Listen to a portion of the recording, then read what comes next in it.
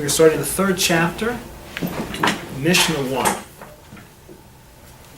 Akavia ben Mahalel says, Histakel b'shalosh devarim ve'ein ata bo lidei avera. Histakel, use the word seichel, think about three things, and you will not come into the hands of sin. Da ma'ayin ba'osa, you need to know where you came from. Ula'an ata holech, and where you're going. Ulifnei mi ata ati litein din v'cheshbon, and before whom you will in the future stand to give din and cheshbon. Ma'ayin ba'osa, where do you come from? Matipa sarucha, from a pungent drop, from a bitter drop, from a cell, from meat. Right? You're made out of, meiosis, mitosis, replicating cells of meat. Right? You are thinking, singing, dancing meat. That's what you are. Meat. Go read the Omni article. Google Omni singing meat.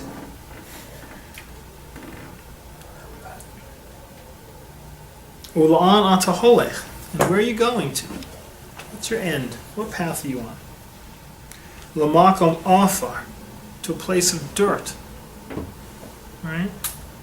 We're going to take this shell that you think is you, that you're wrapped in, and we're going to bury it in the dirt.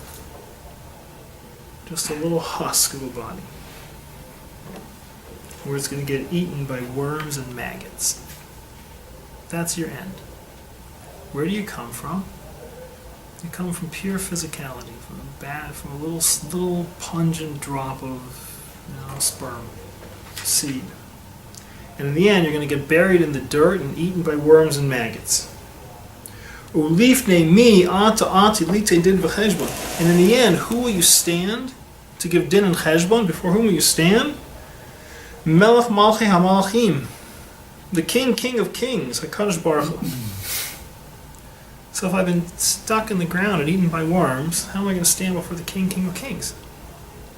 So we're going to see this whole third parak. Pretty much every mission is going to focus on one idea. Do you identify yourself as your body? Do you identify yourself as your soul? We're going to show how you have to work with both.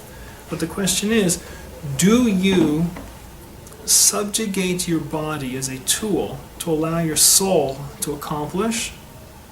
Or do you bind your soul as merely an engine to allow your body to do what it wants to do? Ultimately, which is slave to which? Is your body a slave and a servant of your soul, or is your soul a servant and a slave of your body? Do you identify with that part of you that's going to go and get eaten by worms and maggots in the dirt in the end? Or do you identify with that part of you that's going to stand and give judgment in the end? That's going to be the fundamental question of this whole parak. Right? And so if you focus on this, if you recognize, he says, histakel, it uses the word seichel, right? This word histakel is really the word hit sachel, but Hebrew swaps around the two letters because it's easier to pronounce. Right? It's a hit pil form, right? But it's hit sachel. Think about these three things. It's really in the end two, but think about these three things. Do you see yourself as a body, or do you see yourself ultimately as a soul? Right?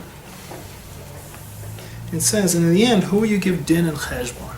So what's the difference between din and cheshbon? Right? So din means at the end of days, when you stand before HaKadosh Baruch Hu, he's going to take one of these video cameras that we're using. We have to do all this work to set up the tripod and make sure that we're ready to go. He has one running 24 hours a day, multiple angles, everywhere you are, and he never misses you. And he sees everything that you've done. So din, at the end of days, you're going to sit, and he's going to put on a video of choices that you've made and things that you've done. And you're going to sit in a room with your mom and your grandmother and your friends and your Rav and your teachers and everyone you respect. He's going to show you some choice that you made and say, Booby, why? Why'd you do that? What were you thinking? What was your goal? What were you thinking?